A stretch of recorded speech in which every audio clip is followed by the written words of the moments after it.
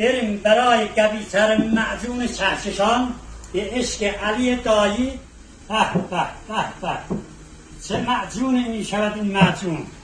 40 میلیون اثر زدن. ریشه جنسنگ اصل قرمز که دادم بچه ها پودرش کردن.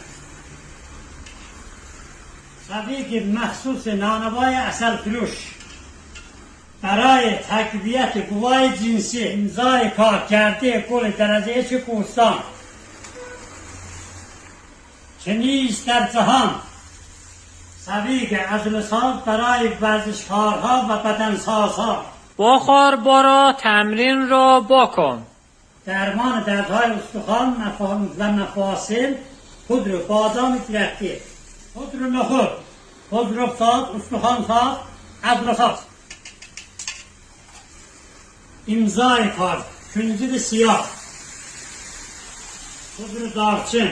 این معجون بسیار شیرین و خوشمزه است. امضای کار روغن کنجد است، گرم کننده بدن. بریم تو کارش دوستان. میخوام برم باشگاه. بسم الله الرحمن الرحیم. معجون نانوای اصل فروش، قوی ترین معجون را ما ساختیم در ایران. این معجون مرده را زنده می کند. اینم نتیجه کار دوستان. برای سفارش به پیجش این پایین داشتن پیام بدهید.